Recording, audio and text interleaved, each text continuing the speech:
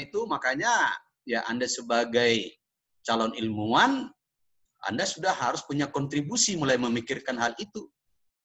Nah, karena apapun ceritanya, bukankah lewat penelitian-penelitian nanti S2 dengan tesis yang Anda akan tulis, ada temuan-temuan baru yang secara langsung bisa diimplementasikan dalam pembelajaran biologi.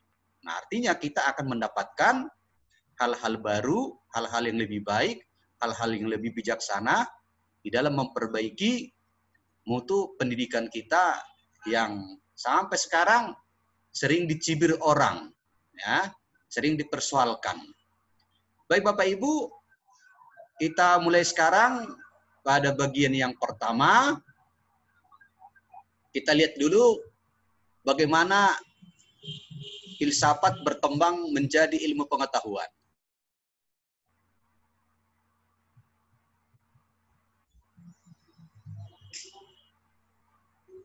Bisa nampak bagus ya? Nampak, Pak. Baik. Nah, jadi kita sekarang melihat ya apa yang disebut dengan ya sesungguhnya development of science, perkembangan ilmu pengetahuan itu yang semula dulunya dari hal-hal yang tabu, yang bersifat magic, ya, yang senantiasa dikaitkan dengan ya isi-isi alam yang penuh dengan misteri, nanti bergerak menuju filsafat yang menggunakan logika berpikir atau reasoning, dan kemudian nanti karena filsafat itu tidak sanggup lagi menampung ya apa yang diketahui dengan berbasis logika, berubahlah dia menjadi sesuatu yang memang tidak hanya logika, tapi dia menjadi nyata, dunia empiris. Maka itulah yang disebut nanti dengan sebutan dunia ilmu pengetahuan. Dan salah satu dari itu adalah ilmu biologi. Biologi pun nanti tidak sanggup lagi menampung ya semua bidang-bidang itu, dipecahlah menjadi ada ilmu yang khusus membicarakan tumbuhan sebagai botani, khusus membicarakan hewan sebagai geologi, khusus membicarakan makhluk-makhluk renik, ada protozoologi, bahkan khusus tentang yang kecil-kecil menjadi mikrobiologi. Nanti masing-masing lagi tak sanggup lagi menampung, ya berkembang terus. Nah, jadi karena itu makanya kalau kita bicara soal perkembangan ilmu pengetahuan dari masa dulu, maka paling tidak kita bisa membaginya dalam 5 masa. Ya, disebut yang pertama adalah masa Yunani klasik. Bapak Ibu sekalian, perlu saya sampaikan kenapa disebut Yunani klasik. Sesungguhnya ada juga pengetahuan-pengetahuan yang mungkin terdapat ketika itu di negeri Cina, ada juga mungkin ada di dunia Irak yang disebut dulu terkenal dengan dunia Mesopotamia. Namun persoalan semua hal-hal yang ada di Cina, yang ada di Irak, bahkan di bagian lain yang ada di muka bumi ini, tidak ada tercatat, terdokumentasi. Selain yang terdokumentasi baik adalah apa yang terjadi di masa Yunani. Nah, jadi karena itu makanya Yunani menjadi pijakan. Nah, masa Yunani juga itu bisa dibagi nanti masa Yunani kuno, di mana sesuatu yang diketahui itu berkaitan dengan hal-hal yang gaib, berkaitan dengan hal yang mistis, maka disebut itu menjadi masa-masa prasokratik, masa-masa sebelum Sokrates. Karena kenapa demikian? Sokrateslah yang dianggap tonggak sejarah yang pertama yang mengajarkan kebenaran dengan menggunakan logika berpikir.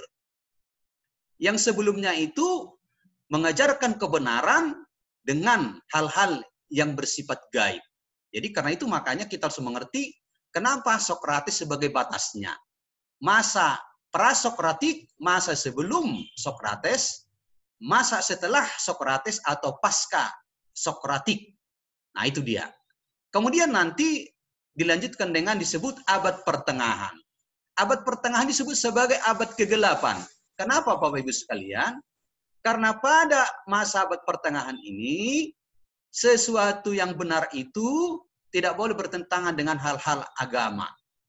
Siapa yang melawan, ketika itu ahli-ahli agama juga menjadi ahli ilmu pengetahuan. Karena itu makanya semua harus berkaitan dengan yang bersifat teologis. Jadi abad ke-8 ini, kenapa abad ke-8? Karena tidak ada perkembangan pengetahuan yang baik. Jadi karena itu makanya pada abad pertengahan, masa abad ke-8 ini, Bapak Ibu sekalian, inilah masanya emas dunia Arab. Karena ketika Eropa, di Yunani ketika itu ditangkapin orang-orang yang menghasilkan gagasan-gagasan berdasarkan logika yang tidak sesuai dengan teologis, ditangkapin, dibunuh. Tapi di dunia Arab, hal itu, pekerjaan-pekerjaan pasca Sokratik itu justru di sana kembali diterjemahkan. Maka muncullah ahli-ahli dunia Arab. Tapi pada masa berikutnya disebut sebagai masa Renaissance, masa di mana kalau sebelumnya itu apa yang disebutkan pengetahuan sebagai filsafat berkembang di dunia Arab, sekarang kembali lagi dia ke alam Yunani, ke Eropa khususnya. Dan karena itu makanya sebagian dari para ahli agama mengkoreksi kebenaran-kebenaran yang tidak benar ketika itu. Maka disebut dia sebagai masa Renaissance, disebut nanti masa pencerahan. Karena itu makanya Eropa kembali menjadi pusat peradaban pengetahuan filsafat, bahkan berkembang menjadi ilmu pengetahuan. Nah kemudian setelah masa pencerahan, masuklah masa modern, disitulah kira-kira nanti tahun-tahun 1500-an, dan masuk sampai sekarang namanya masa kontemporer, zaman digitalisirung. Nah kita lihat bagian satu persatu. Nah jadi karena itu makanya saya bilang, inilah masa Yunani kuno. Maka kalau ada masa mitos, itu namanya zaman-zaman sebelum Prasokrates, sebelum Sokrates. Tapi sudah mulai menggunakan namanya idealisme, sesuatu yang ideal, yang masuk pikiran, logika, itu namanya masuk masa Sokrates, pasca Sokratik. Maka muncullah namanya dengan logos, dengan hal-hal yang masuk akal. Nah itulah makanya tadi, abad tengah inilah tadi abad ke-8, semua bersangkut paut dengan teologi, maka filsafat hampir mati rasanya. Tapi berikutnya ada namanya zaman pencerahan, disebut Renaissance, bahkan disebut dengan suatu Aufklärung. Ketika itu sebagai abad modern, lihat tahun 1300-an, di sini sudah sadar agama tidak boleh dicampur aduk dengan pengetahuan, khususnya filsafat. Karena filsafat menggunakan logika berpikir, agama menggunakan hal-hal iman. Karena itu makanya di sinilah baru disadari, maka agama harus berpisah dari filsafat, filsafat mengambil jalannya sendiri, agama mengambil jalannya sendiri. Maka inilah disebut zaman filsafat. Berkembang lagi, muncullah di sini aliran-aliran filsafat yang disebut rasionalisme, empirisme, kritisme, positivisme. Karena filsafat begitu pesat berkembang, tak mampu lagi menampung ya perkembangan filsafat itu, dan tidak hanya dalam logika saja, namun harus disertai dengan hal-hal yang masuk akal, yang empiris, ada bukti-bukti nyata.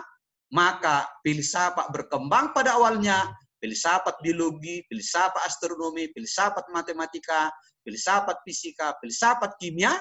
Sekarang tidak lagi filsafat, berubah menjadi biologi, astronomi, matematika, fisika, kimia, sosiologi. Nah, karena itu makanya pada masa abad kontemporer, masa sekarang, biologi sendiri pun berkembang lagi. Tadi sudah saya sampaikan, ada khusus tumbuhan, ya, botani, khusus hewan geologi, khusus mikroba mikrobiologi, bahkan berkembang lagi, tumbuhan berkembang lagi, spermatopita, talopita, petrodopita, ya, seterusnya. Hewan juga berkembang, vertebrata, invertebrata. Invertebrata berkembang lagi, Porifera, Coelenterata, Mollusca, Echinodermata, Arthropoda. Vertebrata berkembang lagi, mulai Pisces, amphibia, reptil, apes mammalia. Nah, jadi itu diterus. Nah, bahkan dengan sekarang dibantu dengan faktor-faktor heuristik, artinya kehadiran semua alat-alat teknologi komputer, maka semakin lengkaplah perkembangan dunia ilmu pengetahuan sakit ini yang dikenal dengan dunia virtual. Kita lihat kembali pada bagian yang pertama. Nah, lihat. Nah, tadi sudah saya sampaikan, Anda bergerak dari masa Yunani kuno. Yunani kuno dibagi dua, Sokrates sebagai batasnya. Sebelum Sokrates, semua kebenaran dikaitkan dengan hal-hal yang bersifat gaib. Dikaitkan hal-hal yang bersifat mitos. Dan pada masa ini, setiap benda-benda aneh, setiap hal-hal yang misalnya luar biasa, ada pohon besar, ada batu besar, dianggap dia punya penghuni. Makanya nggak usah heran, pada masa Yunani kuno, orang sering mendapatkan mau minta kekuatan dari gaib, pergi ke sungai yang keramat, di sana ada batu besar yang ngeri, dianggap itu punya penghuni. Maka dia minta kekuatan dari hal-hal yang demikian. Di sana ada pohon besar yang ngeri, yang mencekam, di dalamnya dianggap ada penghuninya. Nah, itulah persoalan kebenaran ketika itu. Tapi kalau itu masa sebelum abad ke-6 sebelum Masehi, artinya 600 tahun sebelum dianggap tahun Masehi, tapi jangan Bapak Ibu heran, masa sekarang pun yang bersifat mitos masih banyak. Coba kalau kita pergi nanti ke daerah Samosir, ada daerah Pusuk Buhit terkenal di Samosir. Pusuk Buhit. Bila tiba pemilihan kepala daerah, bila tiba pemilihan anggota DPRD, anggota DPR, masih banyak ke sana mau minta bantuan. Dibawa ayam hitam, ayam merah, dibawa bunga, ditaburkan di mana-mana. Nah, jadi tidak beda ya masa prasokratik dengan masa sekarang. Jadi nggak usah heran ya, di mana-mana masih ada seperti itu. Nah, itu persoalan masa Yunani kuno. Nah, saat setelah itulah orang mulai menggunakan akal tentang kebenaran. Kalau pada masa-masa mitos Yunani kuno, ketika itu terkenal dengan masa suksesnya kehebatan Macedonia, ya Yunani kuno, maka ingat ketika itu orang percaya kepada berhala. Maka di Yunani itu banyak sekali patung-patung. Patung-patung itu punya kekuatan-kekuatan gaib dan orang banyak menyembah patung-patung itu dan mendapatkan sesuatu, ya, meminta sesuatu dari patung itu. Maka siapa yang punya patung itu adalah menjadi penguasa di negeri Yunani ketika itu. Jadi karena itu makanya saat logos, saat akal mulai diajarkan oleh Sokrates, maka saat itu juga pendapatan para yang punya patung-patung semakin berkurang. Karena Sokrates mulai mengajarkan, bagaimana kalian mempercayai patung? Memangnya ada apa di sana? Cobalah pakai logika berpikirnya. Karena itu makanya Sokrates mengajarkan kebenaran dengan mempergunakan ide, pikiran, logos. Dan karena itu makanya Sokrates juga senantiasa mengusulkan masa Yunani yang layak itu jadi pemimpin negara adalah orang-orang pintar. Makanya harus kalian tahu, ya, pada masa Yunani kuno karena Sokrates gencar mengajarkan hal-hal ide, menggunakan akal, menggunakan pikiran terhadap sesuatu, maka terguncanglah banyak kehidupan orang di masa Yunani kuno.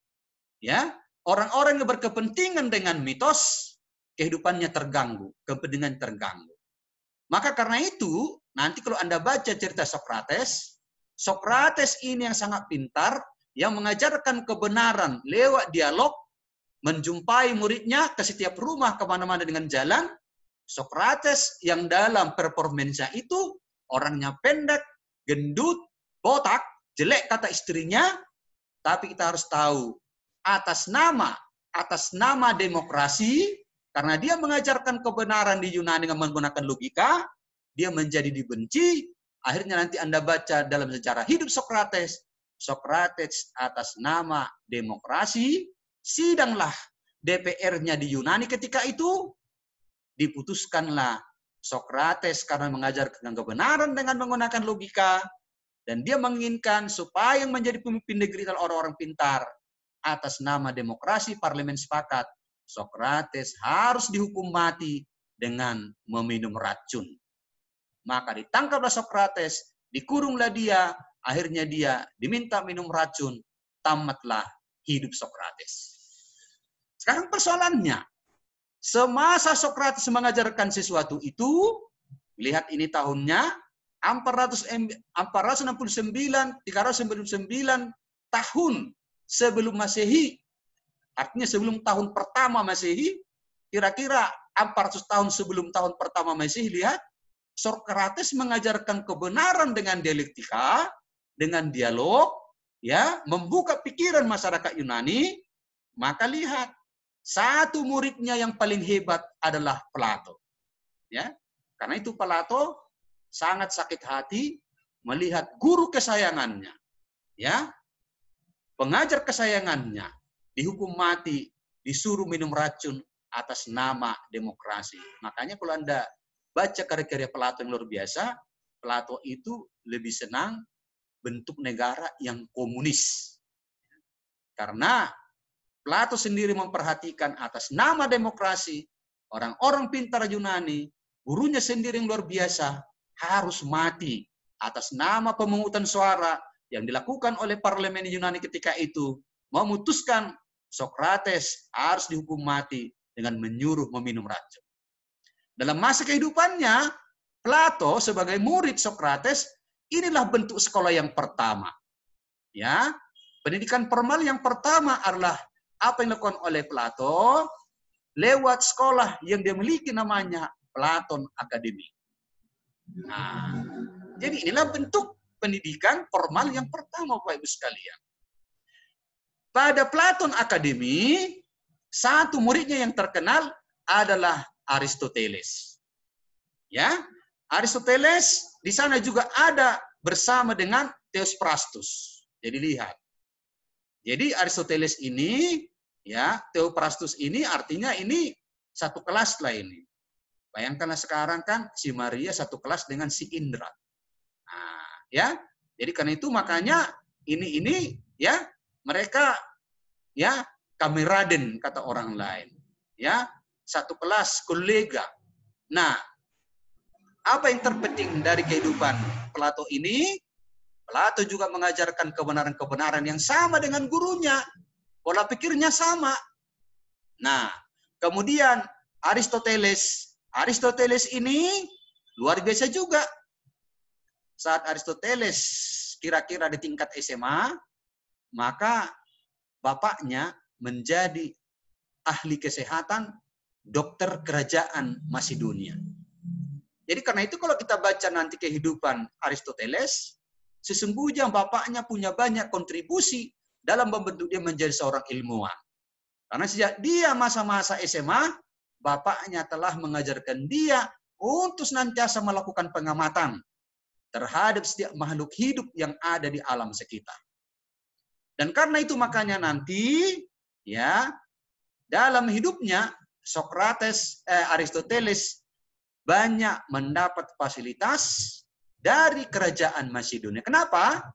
Nanti Aristoteles itu akan juga mendirikan sekolah namanya Lyceon. Nah, ini bentuk kedua pendidikan. Mas Aristoteles dia punya sekolah namanya Lyceon. Satu muridnya yang terkenal adalah Alexander Agung.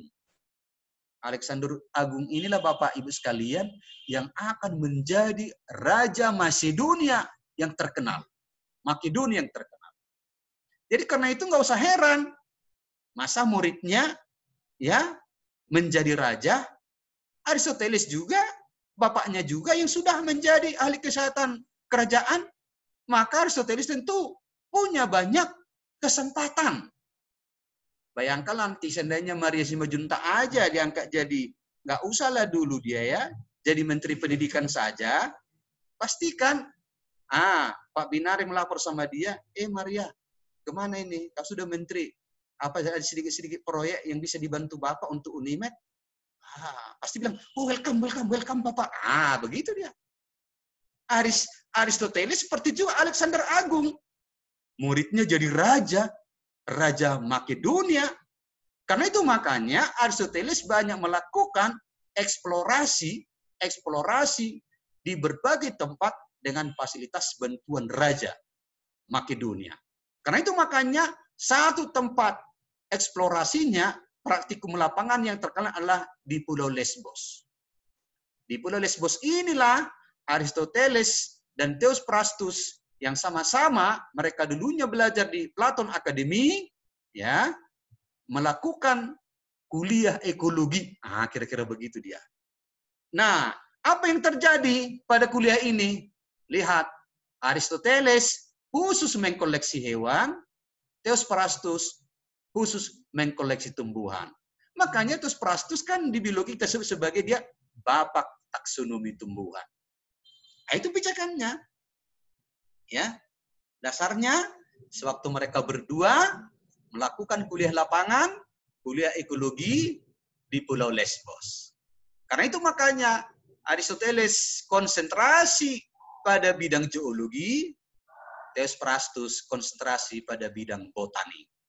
Nah sekarang, berdasarkan pengalaman-pengalaman yang dimiliki Aristoteles, eksplorasi yang dilakukan dia kemana-mana, perjalanan kuliah lapangan dengan fasilitas Raja Makedonia, lihat, Aristoteles sanggup mengidentifikasi 500 jenis hewan, sanggup memahami perkembangan embrio ayam, sanggup memahami perkembangan lebah dari tulang tidak di bawah yang disebut sekarang parthenogenesis, sanggup melakukan pengelompokan hewan disebut berdarah dan tanpa darah. Bapak Ibu sekalian, yang sangat disayangkan, ketika Raja Alexander Agung kalah berperang, runtuhlah kerajaan itu, maka Aristoteles juga runtuhlah juga masa jayanya.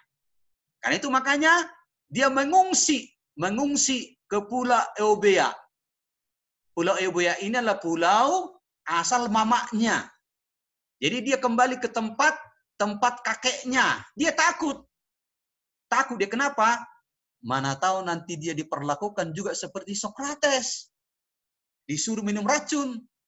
Ya, tapi akhirnya rupanya setelah ada di Pulau Eubea ini, tepatnya di daerah Chalkis, akhirnya meninggallah Aristoteles itu pada tahun 322 sebelum Kristus, sebelum Masehi. Nah, maka habislah riwayat si Aristoteles dan dia menyatakan selamat jalan untuk dunia fana yang ditinggalkannya. Itu Bapak Ibu ceritanya, ya.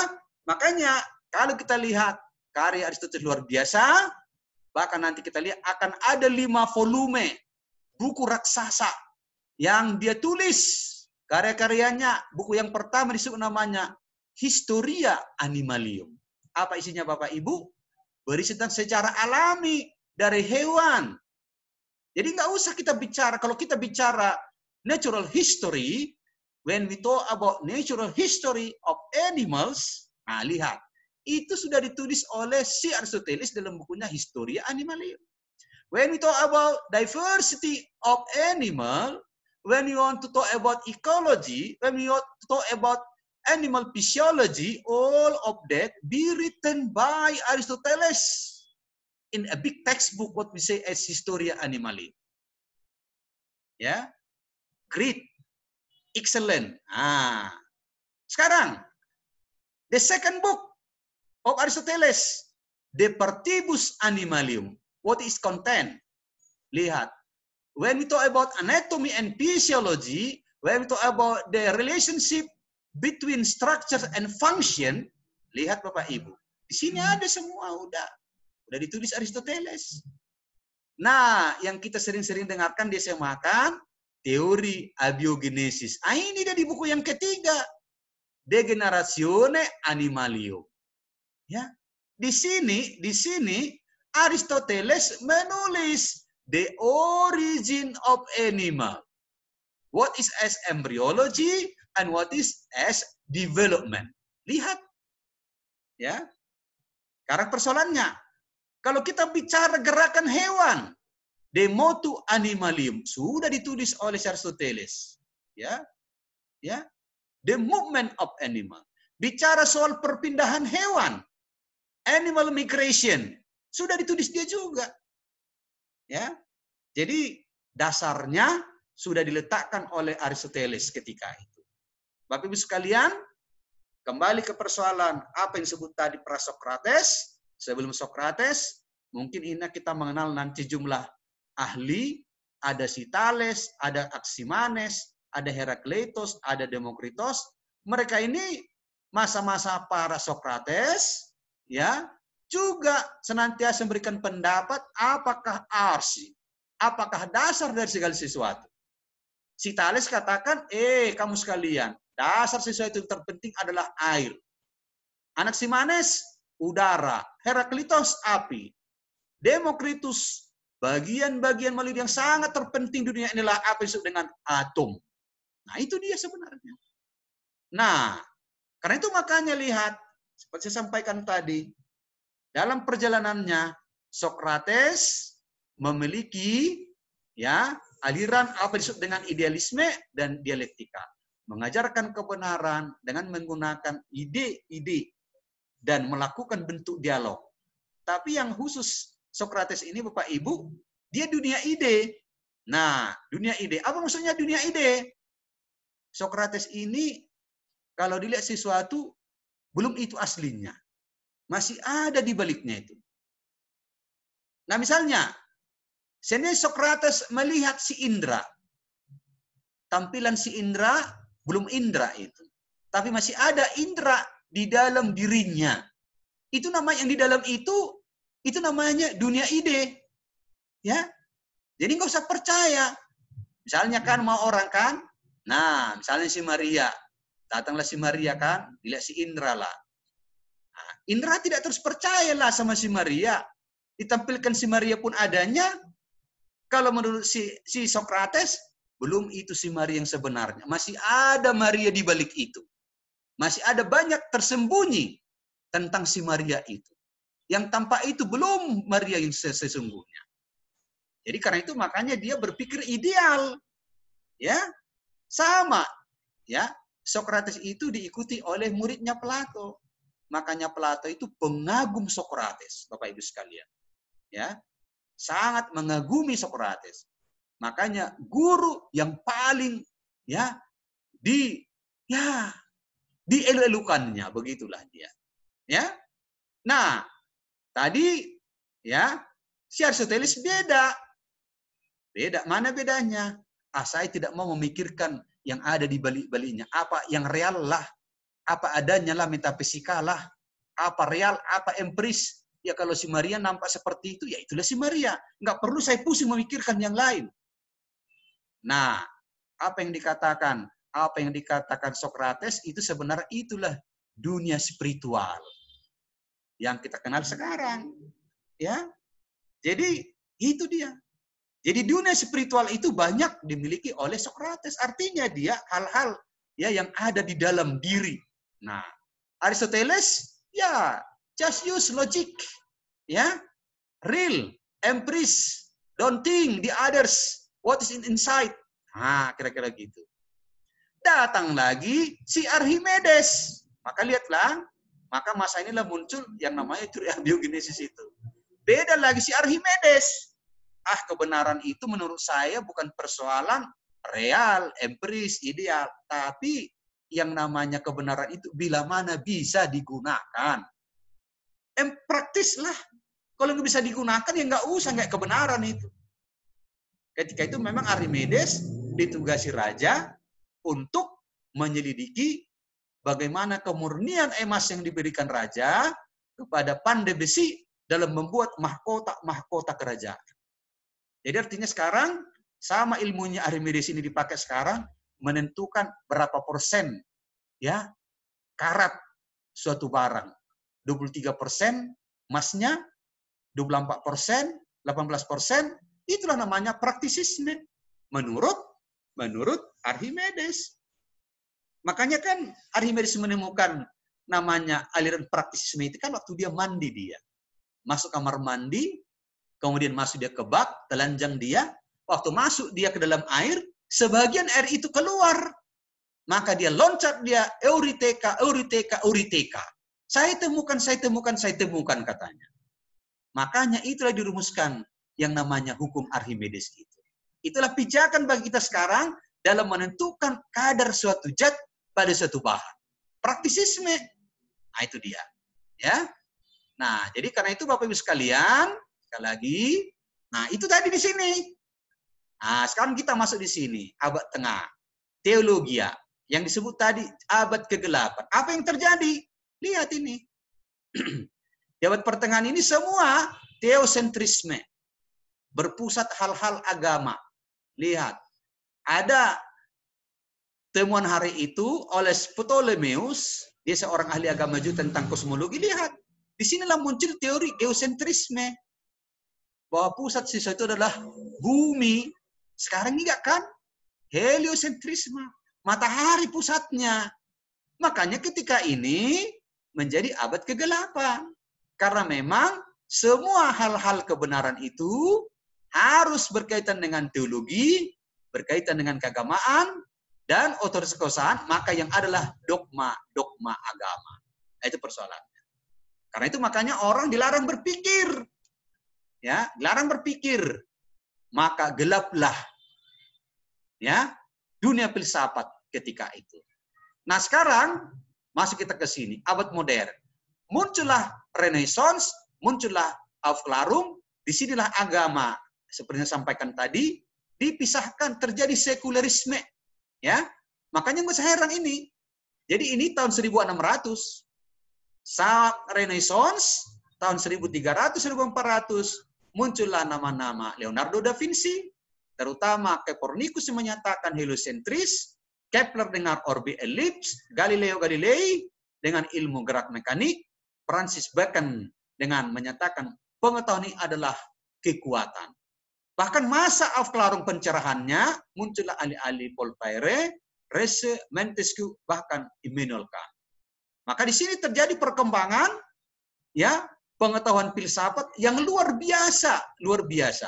Dan ini Eropa menjadi pusat peradaban kembali.